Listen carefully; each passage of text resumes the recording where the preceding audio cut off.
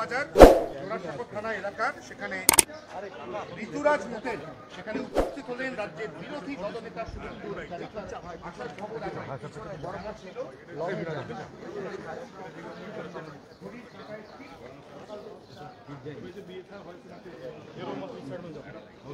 দাদা পায়ে লাগছে।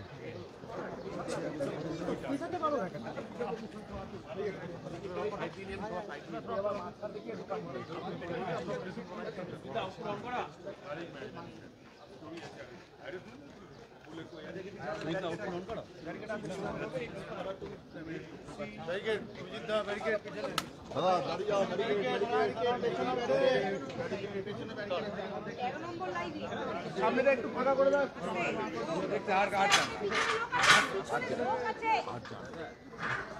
এই বিল্ডিং এ তো একজন সেটা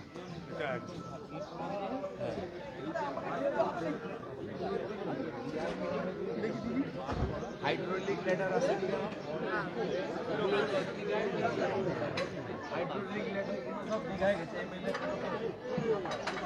হাইড্রোলিক ল্যাডার গুলো সব দীঘায় ছিল তো, ওই জন্য এখানে আসেনি।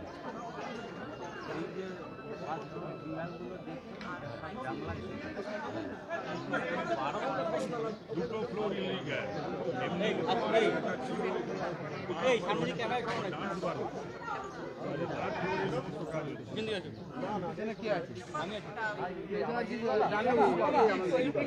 আমার মাথা আছে, মাথা আছে, আমার এখানে কি আছে? আরে বোঝা যাচ্ছে না, আগুন ধরে ভিতরে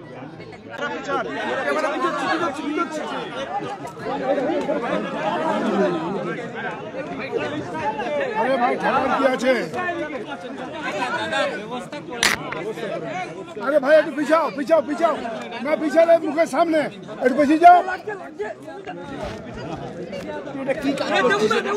আমরা ইতিমধ্যে জানেন দূর আরে ওদের সরান ওদের সরান। 7:15 থেকে একটা ভয়াবহ অগ্নিকাণ্ড কলকাতার মেন জায়গা হার্ট সেন্টার বলা যেতে পারে এই বড় বাজার এলাকাতে ঘটেছে এবং এখান থেকে থানা ঢিলছড়া দূরত্বে দূরে যান না, ফায়ার ব্রিগেডেরও দূরত্ব আছে।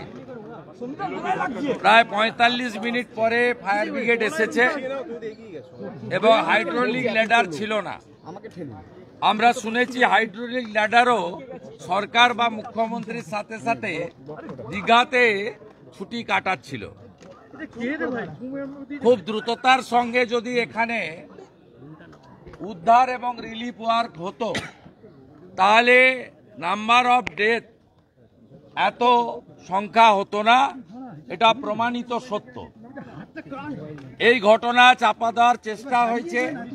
মেয়র এবং পৌরমন্ত্রী বা রাজ্য সরকারের আরো একজন মন্ত্রী গত পরশুদিন এখানে এসেছেন, কিন্তু সংবাদ মাধ্যম বা বোর্ডার্সদের আত্মীয় স্বজনের কাছে তারা হতাহতদের সংখ্যা বা কি কি মেজার সরকার নিয়েছে কথা তারা বলেননি। তারা রাত্রি খানিকটা হওয়ার পরে বিশ্রামে চলে যান। পুরো সরকারটাই দীঘাতে থাকার কারণে এখানকার বোর্ডার্স বা ইফেক্টেড পিপলরা সবই অন্য রাজ্যের বাসিন্দা, দক্ষিণ ভারতেরও বাসিন্দা আছে, উড়িষ্যা বিহার তো আছেই। তাদের কাছে হেল্পলাইন নম্বর এসবের ক্ষেত্রে যে এমার্জেন্সি দরকার হয় করা হয়নি।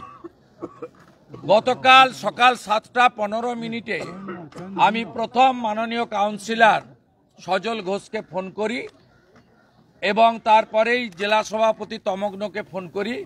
তমগ্ন শারীরিক অসুস্থতা ছিল, সে তার কর্মী বাহিনী এখানে যারা আছেন বিজেপির সবাইকে পাঠিয়ে দেয়। সজল ঘোষ এর পরেই আমি বিজয় ওঝা কাউন্সিলরের সঙ্গে কথা বলি এবং মাননীয় নেতা তাপস রায়ের সঙ্গেও কথা বলি। 8:10-15 মধ্যে সজল ঘোষ, বিজয় ওঝা তারা রাত্রে তো ছিলেনই, সকালবেলাও তারা আবার পৌঁছে যায়। কারণ পুলিশ এবং সরকার মৃতদের সংখ্যা পরিচয় গোপন করছিল। এটা খুব উদ্বেগের বিষয় ছিল এবং কোনো হেল্পলাইন নম্বর চালু না থাকার কারণে আমরা আমাদের কাউন্সিলর সজল ঘোষের সেকেন্ড নাম্বারটা সোশ্যাল মিডিয়াতে দিয়ে আত্মীয় স্বজনকে সাহায্য করতে শুরু করি।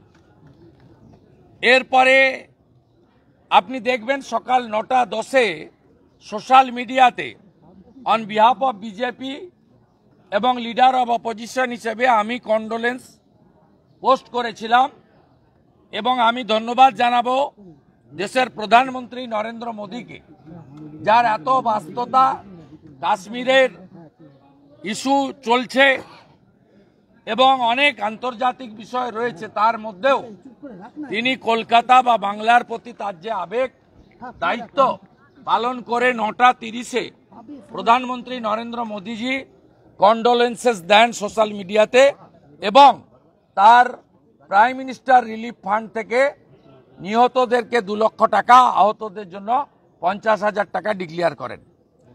যথারীতি আমাদের মুখ্যমন্ত্রী ঘুমাচ্ছিলেন, তিনি তার কোনো পোস্ট আপনি পাবেন না বিফোর প্রাইম মিনিস্টার। তার সরকারের কোনো কম্পেনসেশন, কোনো কন্ট্রোল রুম নাম্বার, মৃতদের আইডেন্টিটি ডিক্লেয়ার করা, যারা আহত হয়েছেন কোথায় আছেন, হোয়াটসঅ্যাপ আউট, কোনোটাই ডার্কে রাখা হয়। আমাদের রাজ্য সভাপতি মাননীয় কেন্দ্রের রাষ্ট্রমন্ত্রী তিনি বিকেলে দিল্লি থেকে পৌঁছে এখানে আসেন। আমি অক্ষয় তৃতীয়ার সনাতন ধর্ম সম্মেলনে থাকার জন্য, সন্ধে হয়ে যাওয়ার জন্য আমি এখানে গতকাল আসিনি। তো আমাদের দলের পক্ষে রাজ্য সভাপতি তথা কেন্দ্রীয় রাষ্ট্রমন্ত্রী তিনি এখানে ভিজিট করেন। আজকে আমরা সকালেই 10:30টার মধ্যে এখানে ভারতীয় জনতা পার্টির 12 জন বিধায়ক আমরা আমাদের এখানকার জনপ্রিয় কাউন্সিলর বিজয় ওঝা, সজল ঘোষ, জেলা সভাপতি তমগ্ন ঘোষ, সিনিয়র লিডার অর্জুন সিং, তাপস রায় সহ আমরা এখানে ফার্দার আরেকবার ভিজিট করি।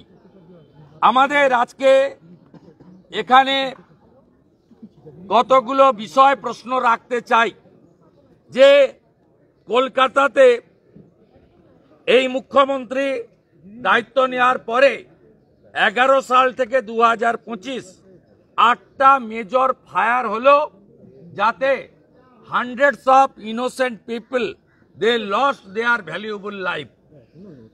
2011 AMRI hospital, 2018 Bagri market, Park Street office building এ আগুন নভেম্বর 2018, গণেশচন্দ্র এভিনিউ বাসাবাড়িতে আগুন অক্টোবর 2020, স্ট্যান্ড রোড অফিসে আগুন মার্চ 2021, ট্যাংরা গুদাম ঘরে আগুন এপ্রিল 2022, অ্যাক্রোপলিস মলে আগুন জুন 2024, ঋতুরাজ হোটেল লেটেস্ট 2025। এই সরকার ভাতা এবং তোষণের রাজনীতিতে ব্যস্ত। এর ফলে কলকাতাকে, যেগুলো বাণিজ্যিক জায়গা, জনবহুল জায়গা, ঘনবসতি জায়গা, সেগুলোকে কার্যত যৌতুকগৃহে পরিণত করেছে। আমরা জানি পশ্চিমবঙ্গে একটাই পোস্ট, মুখ্যমন্ত্রীর চেয়ার, বাকি সব ল্যাম্প পোস্ট। আপনার ফায়ার ব্রিগেডের মন্ত্রী তিনি দীঘার ব্যবস্থাপনায় ব্যস্ত, তার ফায়ার ব্রিগেড 45 মিনিট পর এসেছে, লোকগুলোকে মেরে ফেলা হয়েছে। এবং কলকাতার মতো জায়গায় যদি এই জিনিস ঘটে, বড়বাজারের মতো জায়গায়, তাহলে জেলা বা মহকুমা বা ব্লকে যেখানে ফায়ার ব্রিগেড সেন্টার নেই, সেখানে কিছু ঘটলে কি অবস্থা হতে পারে সহজে অনুমেয়। আমরা জোড়াসাঁকো থানা একটা করাপ্টেড থানা, এখানকার হোটেলের যিনি মালিক, এখনই সাধারণ লোক আমাকে বলছে এই চাওলার সঙ্গে এই থানার চিটাগুড়ের ব্যবসা আছে। মানে যত অবৈধ কাজ এখানে করেন, এর ফায়ার ব্রিগেডের লাইসেন্স নেই, এর টেম্পোরারি ফায়ার যে ইকুইপমেন্টস সেগুলো কিচ্ছু নেই, তার এক্সিট এন্ট্রান্স, এমার্জেন্সি এক্সিট কিচ্ছু নেই। তা সত্ত্বেও তিনি এখানে তার কারোবার চালিয়ে যাচ্ছেন। টাকার কারণ, টাকার বিনিময়ে পুলিশের আশীর্বাদ আছে। আর কর্পোরেশন তো ব্যস্ত। কর্পোরেশনের যিনি মেয়র, তিনি ধর্মীয় সভা করতে ব্যস্ত। তিনি কখনো বলছেন দাওয়াতে ইসলাম, কখনো বলছেন 50 ভাগ লোককে আমি উর্দুতে কথা বলুক চাই। তিনি তার কাজে ব্যস্ত, তিনি ধর্মকর্মতে ব্যস্ত। তিনি স্বাভাবিকভাবে আজকে তার এগুলো দেখার নজর নেই। তাই কলকাতাতে ট্রেড লাইসেন্সের ফি 400 গুণ 500 গুণ বেড়েছে, হোল্ডিং ট্যাক্স 400 গুণ 500 গুণ বেড়েছে, জলের কর চাপিয়েছে। কিন্তু মানুষের পরিষেবা যে কলকাতা থেকে এত রেভিনিউ কর্পোরেশন বা রাজ্য সরকার আর্ন করে, সেই কলকাতা বা বড়বাজার যেখানে শয়ে শয়ে কোটি টাকার বাণিজ্য হয়, একটি অর্থকরী জায়গা, বহু লোকের প্রত্যক্ষ পরোক্ষ কর্মসংস্থান হয়, সেখানে প্রত্যেকটা বিল্ডিং প্রায় হোটেল বা ইত্যাদি যৌতুকগৃহ বানিয়ে রেখে আজকে পশ্চিমবাংলায় কাজের জন্য, আত্মীয়র সঙ্গে দেখা করার জন্য, চিকিৎসার জন্য আসা 14টি মানুষকে নিথর দেহ তার বাড়ির লোককে নিয়ে যেতে হলো। দাদা একটা কোয়েশ্চেন, 14 জন মারা গেল, 12টা বডি আইডেন্টিফাইড, 2 জন এখনো আনআইডেন্টিফাইড। এই যারা অথরিটি রয়েছে, পুলিশ, কর্পোরেশন, সঙ্গে পুরসভা, এরা দায় অস্বীকার করে কি করে? এখানে তো এরা their only agenda to earn money. কারণ মুখ্যমন্ত্রী চোর, মমতা চোর, সবাই জানে। আর তার লোকেরা চুরি করবে, ভাগ নিবে, এটা স্বাভাবিক। কারণ 100 টাকা তুলে 75 টাকা কালীঘাটে পাঠাতে হয়, ঘোষিত অবস্থান। তাই ফায়ার ব্রিগেড, আবগারি, কর্পোরেশন, পুলিশ সব একসঙ্গে মিলা ভগত যাকে বলে, একসঙ্গে জয়েন্ট ভেঞ্চারে এই অপকর্মগুলো করছে। পশ্চিমবাংলায় অতিথি হয়ে আসা বাইরের রাজ্যের লোকের দেহ যাচ্ছে, ক্ষমার অযোগ্য অপরাধ এই সরকার করেছে। তারা দীঘাতে জলসায় ব্যস্ত, গান হচ্ছে, নাচ হচ্ছে, কোমর দুলছে, নন ভেজের ফোয়ারা উঠছে, সঙ্গে জলের, লাল নীল জলের ফোয়ারা উঠছে। আর এখানে মানুষকে এই অবস্থায় ফেলা হয়েছে। আমরা ভারতীয় জনতা পার্টি রাজ্যের মেন এবং প্রিন্সিপাল অপোজিশন, আমরা এর বিরুদ্ধে প্রতিবাদ করব। আমি জেলা সভাপতি তমগ্ন ঘোষকে পরামর্শ দিয়েছি অবিলম্বে জোড়াসাঁকো থানা ঘেরাও করে বিক্ষোভ দেখাতে, এবং আগামী সপ্তাহে কর্পোরেশনেও বড় ধরনের বিক্ষোভের আয়োজন করতে।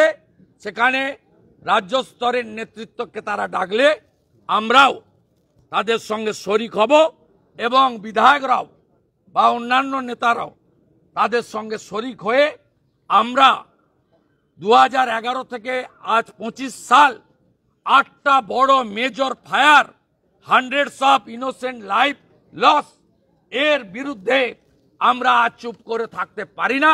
আমরা প্রতিবাদ চালিয়ে যাব। শুভেন্দুদা, দীঘাতে দিলীপ ঘোষ, মমতা বন্দ্যোপাধ্যায় কাছাকাছি এবং আপনি দিলীপ ঘোষ কাশি থেকে চলে এলেন দলবিরোধী তো, কথাবার্তা আপনি তো বলছেন। বেশি দূরে নেই, দীঘায় ছিলেন, ওনার চপারও আছে, ওনার কি আমি 5:30টায় ঘুম থেকে উঠি, তো দিলীপ ঘোষ, মমতা ওনাদের ঘুম বন্দ্যোপাধ্যায়, থেকে উঠতে দেরি হয়, দিলীপ ঘোষ, মমতা ওদের অনেক কারণ আছে। 12টার পরে ঘরে দিলীপ ঘোষ, মমতা বন্দ্যোপাধ্যায় কাছাকাছি এবং দিলীপ ঘোষ দলবিরোধী কথাবার্তা বলছেন, কি বলবেন? আমি কোনো মন্তব্য করব না। গতকালই আমার অবস্থান আমি বলেছি, আমি কোনো মন্তব্য করব না। এগুলো আপনাদের কাজ, আপনারা এগুলো করছেন পশ্চিমবাংলার পীড়িত হিন্দুদের মধ্যে হতাশা তৈরি করার জন্য। মুর্শিদাবাদের জেনোসাইড প্যান্ট খুলে চিহ্নিত করে, কাশ্মীরে হিন্দু নিধন, আগে আলোচনা করুন পাকিস্তানের রাফেল কখন ঢুকবে, পাকিস্তানকে গুঁড়া করব কখন। এইসব কথা আপনারা তৃণমূলের প্ল্যান্টেড এইসব প্রচার করেন। আমি শুভেন্দু অধিকারী এর কোনো মন্তব্য করি না, করব না। আমার 11-র আগে শপথ ছিল সিপিএম যাক, যে আসে আসুক, বাংলা বাঁচুক। আজকের বক্তব্য মমতা ভাগাও, হিন্দু বাঁচাও, মমতা ভাগাও, বেকার বাঁচাও, এর বাইরে কোনো কথা হতে পারে না। লক্ষ্যে আমরা স্থির, আমরা ডান দিক বাম দিক পিছন দিক দেখছি না, সামনে তাকাচ্ছি। 8 মাস পরে পিসিকে হারাবো, ভাইপোকে জেলে ঢোকাবো।